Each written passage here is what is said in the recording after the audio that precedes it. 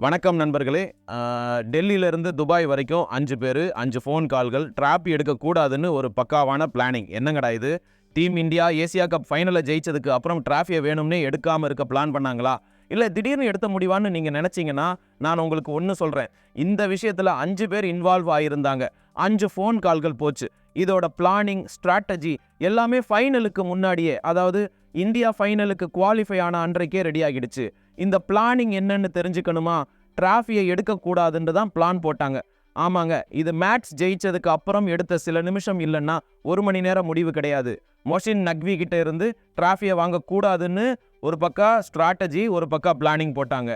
India ஜெயிச்சதுக்கு அப்புறம் 5 பேர் active ஆனாங்க. அப்புறம் இந்தியன் டீம் ஃபைனலை ஜெயிச்சதும் அந்த பிளானை எக்ஸிக்யூட் பண்ணுறதுக்கு, அதை நடைமுறைக்கு கொண்டு வர்றதுக்கு 5 பேர் ரொம்ப ஆக்டிவ் ஆனாங்க.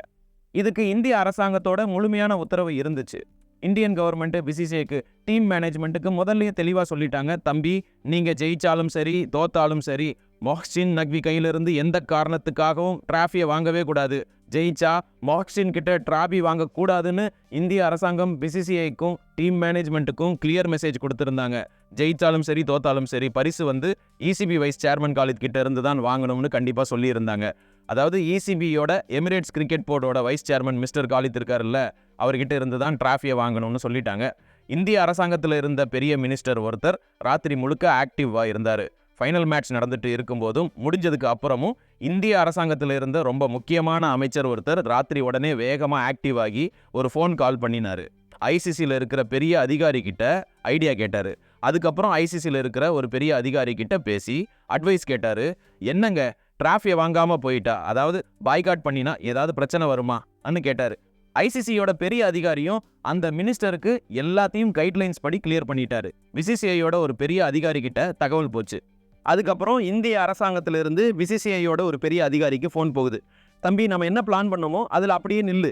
மொஹ்சின் நக்வி கிட்ட இருந்து டிராஃபியை வாங்கவே கூடாதுன்னு திரும்பவும் ஒரு தடவை எல்லாத்தையும் கிளியர் பண்ணிட்டாங்க. டீம் மேனேஜ்மெண்ட்டும் பிசிசிஐ அதிகாரியும் பேசிக்கிட்டாங்க. நமக்கு தெரியும், பிசிசிஐயோட எந்த அதிகாரியும் துபாய்க்கு போகலை.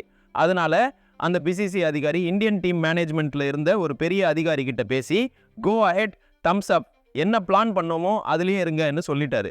டீம் மேனேஜ்மெண்ட்டு கேப்டன்ஸ் கைக்கிட்ட எல்லா விஷயத்தையும் சொன்னாங்க. அப்புறம் டீம் மேனேஜ்மெண்ட் அதிகாரி பிசிசிஐ அதிகாரி கிட்ட பேசினதுக்கு அப்புறம் இந்த ஃபைனல் முடிவு, இந்த முழு விஷயத்தையும் இந்தியாவோட கேப்டன் சூரியகுமார் யாதவ் கிட்ட சொன்னாங்க. டிராஃபியை வாங்கக்கூடாது.